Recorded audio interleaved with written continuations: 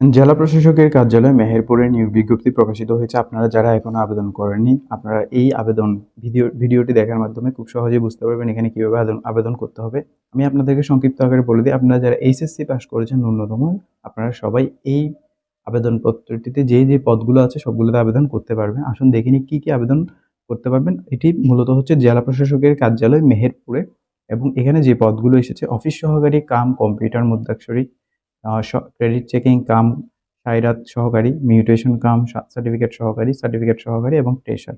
এই সবগুলো পদে আপনারা এসএসসি পাস করলে আবেদন সম্পন্ন করতে পারবেন, এবং আবেদনটি হবে সম্পূর্ণ অনলাইনের মাধ্যমে। এখানে যে ওয়েবসাইটটা আপনারা দেখতে পাচ্ছেন dcmeherpur.teledoc.com.bd, এই ওয়েবসাইটে আপনারা গিয়ে আবেদনপত্রটি পূরণ করবেন, এবং এখান থেকে আপনারা ইউজার আইডি এবং পাসওয়ার্ড দিয়ে একটি নির্দিষ্ট ফি জমা দিলে যখন আপনাদের আবেদন কার্ড অর্থাৎ এডমিট কার্ডটি রেডি হবে পরীক্ষার জন্য, তখন আপনাদের মোবাইলে একটি মেসেজ যাবে। তখন ইউজার আইডি এবং পাসওয়ার্ড দিয়ে ওই আবেদনের কপিটি অর্থাৎ অ্যাডমিট কার্ডটি আপনারা সংগ্রহ করে পরীক্ষায় অংশগ্রহণ করতে পারবেন।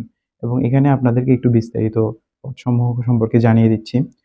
অফিস সহকারী যে পদটি আছে সেখানে শিক্ষাগত যোগ্যতা কোনো স্বীকৃত শিক্ষা বোর্ড হতে অনন্য দ্বিতীয় বিভাগ বা সমমানের জিপিএ সহ উচ্চ মাধ্যমিক সার্টিফিকেট সমমানের পরীক্ষায় উত্তীর্ণ হতে হবে।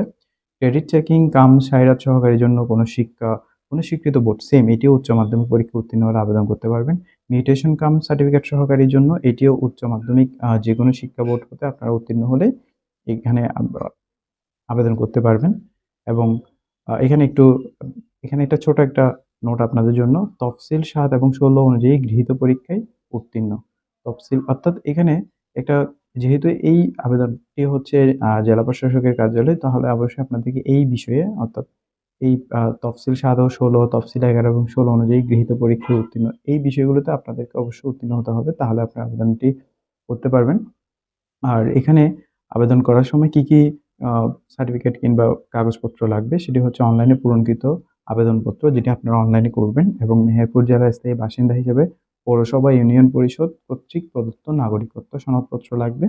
জাতীয় পরিচয়পত্র, ডিজিটাল জন্ম নিবন্ধন সনদ, প্রথম শ্রেণীর গেজেটেড কর্মকর্তা কর্তৃক নামযুক্ত সিল দ্বারা প্রদত্ত চারিত্রিক সনদপত্র, এবং চাকরিরত প্রার্থীদের ক্ষেত্রে যথাযথ কর্তৃপক্ষ কর্তৃক প্রদত্ত আপত্তিপত্র লাগবে। আপনারা যারা আবেদন করতে যাচ্ছেন দ্রুত আবেদনটি শেষ করে ফেলুন। আবেদনটি জমা দেওয়ার শেষ তারিখ হচ্ছে ২০/৯/২০২৬ পর্যন্ত। তো এই সময়ের মধ্যে অবশ্যই আপনারা যদি আবেদন করতে চান তাহলে আবেদনটি সম্পন্ন করতে পারবেন। ধন্যবাদ সবাইকে।